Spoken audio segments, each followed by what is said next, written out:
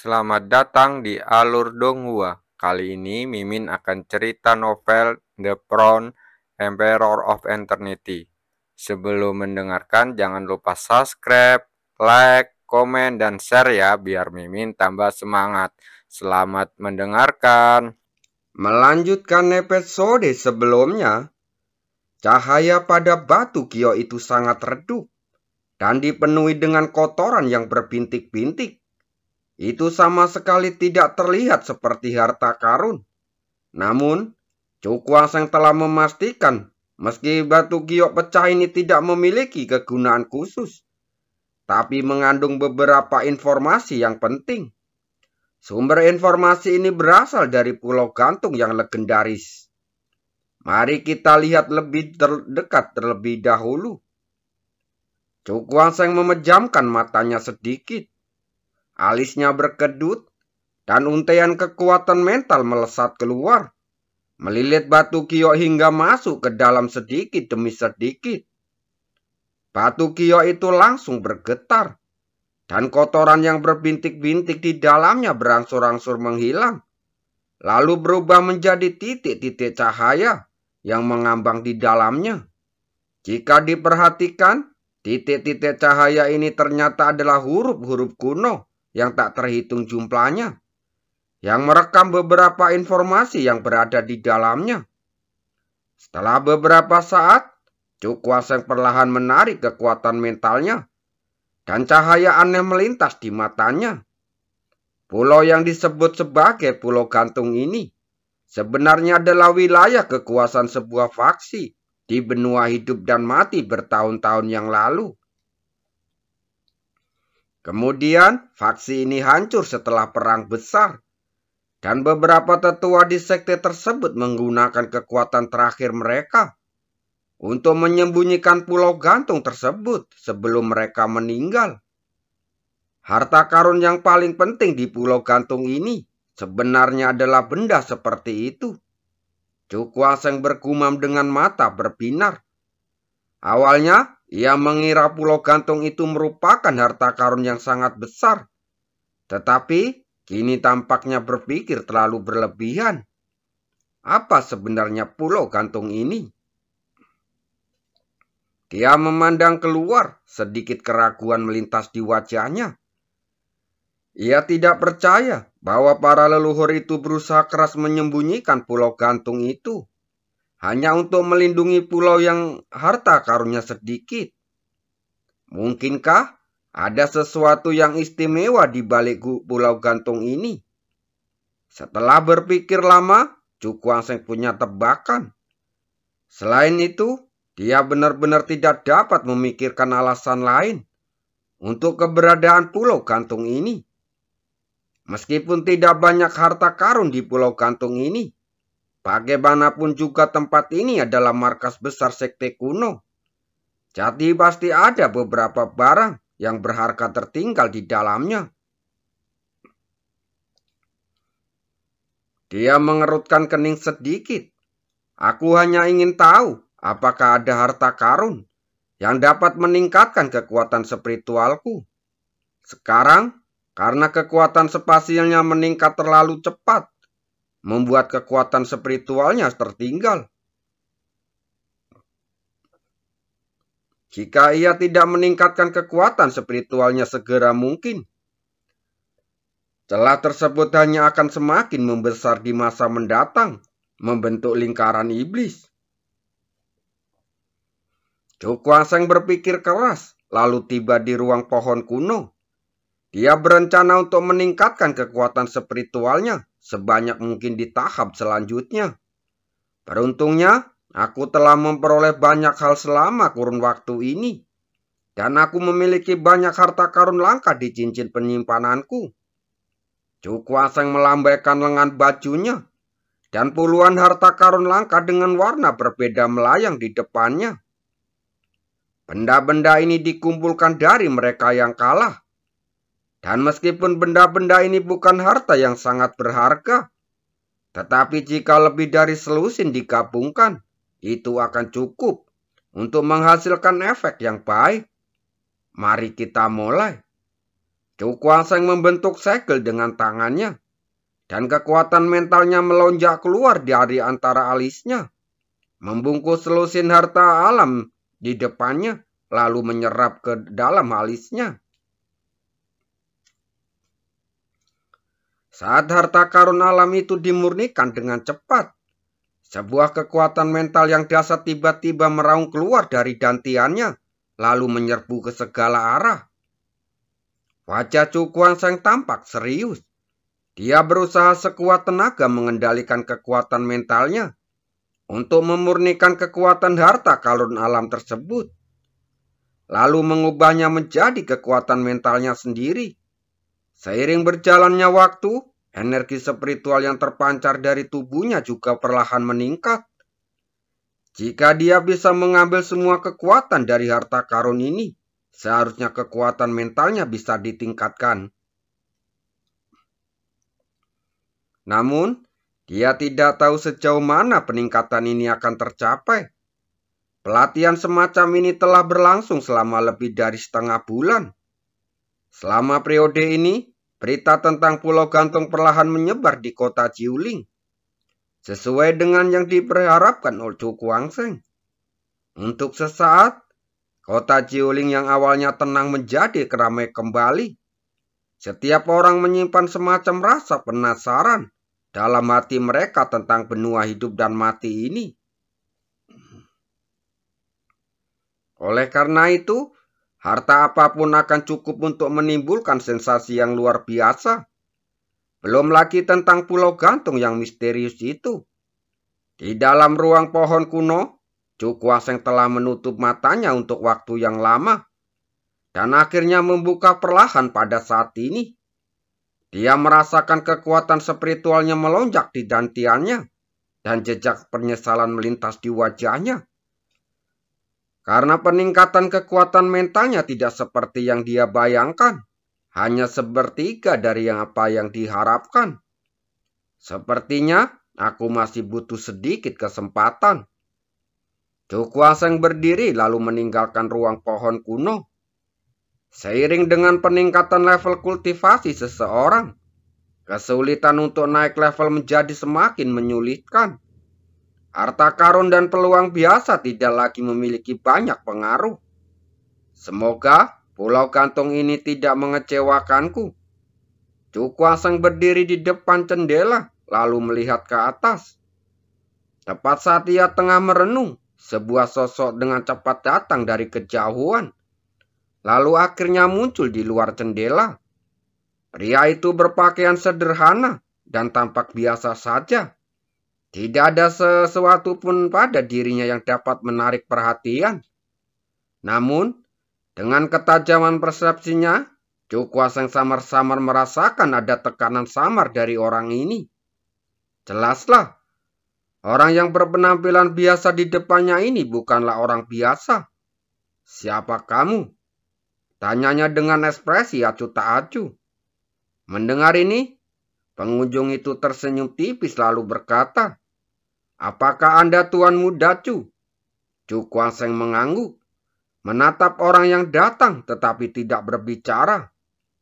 Dia tahu bahwa orang itu akan segera mengungkapkan niatnya selanjutnya.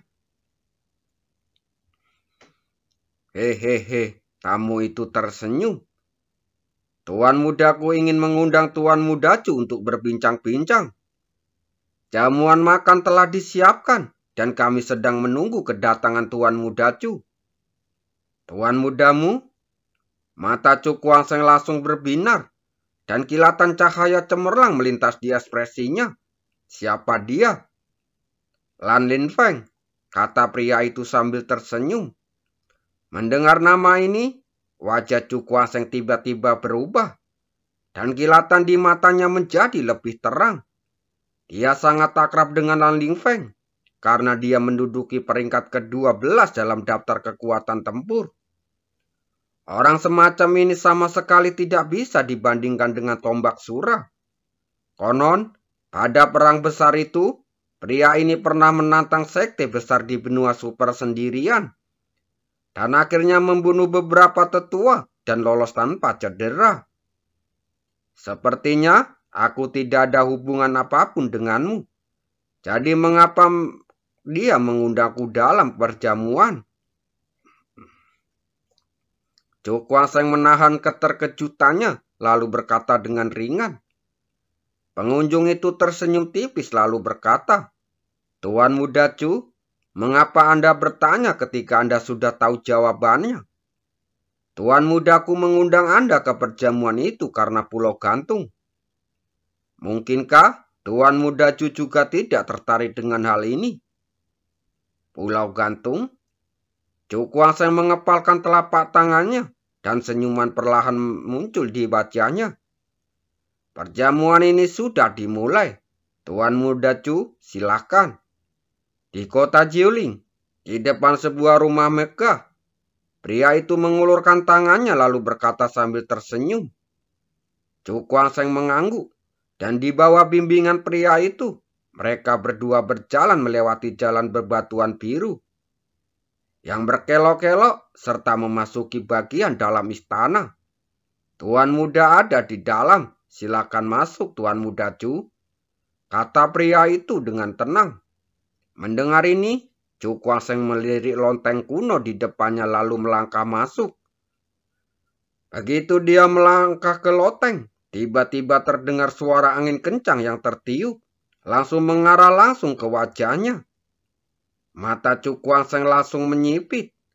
Dia mengulurkan tangan untuk mengambil benda yang ditempatkan ke arahnya. Dia berdiri kokoh di tempatnya tanpa bergerak sedikit pun. Terdengar tawa ringan dari loteng, dan seorang pemuda berpakaian biru muda bertepuk tangan dan perlahan berjalan turun dari lantai kedua. Orang ini mempunyai wajah yang anggun dan terlihat baik serta ramah, sehingga membuat orang-orang tidak merasa bermusuhan terhadapnya. Lan Lin Feng? Chu Kuang-seng menatap pemuda berbaju biru itu lalu tersenyum tipis. Menurutku merupakan kehormatan bagi saya untuk dikenal oleh Tuan Muda Chu. Lan Lin Feng berkata sambil tersenyum lebar. Dari wajahnya tidak ada jejak kesombongan sebagai orang kuat yang menduduki peringkat ke-12 dalam daftar kekuatan tempur. Nama Tuan Mudalan sangat terkenal. Raut wajah Chu Kuang-seng tampak tenang. Dia mengalihkan pandangannya, lalu terdengar suara samar. Seharusnya ada beberapa teman Tuan Mudalan di sini kan? Setelah itu, ruangan menjadi sunyi sejenak. Lalu terdengar suara tawa yang jelas. Indra spiritual Tuan Muda Chu sungguh menakjubkan. Anda benar-benar menyadari dengan sangat tepat. Lan Lin Feng tersenyum, melihat ke suatu tempat dan berkata, saudaramu, Anda bisa keluar sekarang. Terdengar suara angin tertiup dan sesosok tubuh bergegas keluar lalu mendarat di tanah. Orang yang datang itu berpakaian hijau, wajahnya kaku. Matanya berwarna biru hitam, memancarkan cahaya jahat yang mempesona. Kurasa aku tidak perlu memperkenalkan orang ini. Lan Lin Feng tersenyum, menutup kipas lipat di tangannya. Chu Kuang-seng mengalihkan pandangan ke arah tubuh lelaki berpakaian hijau itu, lalu berkata perlahan, Mubing, peringkat ke-14 dalam daftar kekuatan tempur. Tetua termuda di King Yimi Muling. Tuan Muda Chu memiliki penglihatan yang sangat tajam, kata Lan Lin Feng sambil tersenyum. Mendengar ini, Chu Kuang-seng tersenyum. Tuan Muda Lan tidak memintaku datang untuk ke sini untuk membicarakan hal ini kan? Lan Lin Feng dan Mubing saling berpandangan. Senyum di wajah mereka sedikit memudar. Tuan Muda Chu pasti telah mendengar bahwa dalam beberapa hari Pulau Gantung akan turun ke Gunung Changling. Chu Kuang-seng mengangguk. Masalah ini telah menyebar ke seluruh kota Jiuling dan hanya sedikit orang yang tidak mengetahuinya. Tetapi Tuan Muda Chu, Pernahkah Anda mendengar bahwa orang-orang dari kota-kota kecil lainnya ingin campur tangan dalam masalah Pulau Gantung? Lan Linfeng berkata dengan ekspresi sedikit serius. Orang-orang dari kota lain. Ekspresi terkejut melintas di wajah Chu Guangsheng. Gunung Caoling ini berada di dekat kota Jiuling. Secara logika, orang-orang dari kota-kota kecil lainnya tidak boleh datang dan mengganggu. Sebab, walaupun tidak ada regulasi yang jelas mengenai hal semacam ini, namun secara diam-diam hal ini telah diterima oleh semua orang. Terlebih lagi, benua hidup dan mati ini sangat luas dan ada banyak harta karun di dalamnya. Secara logika, ada jejak harta karun di dekat setiap kota kecil. Jadi tidak perlu bersusah payah untuk datang ke sini.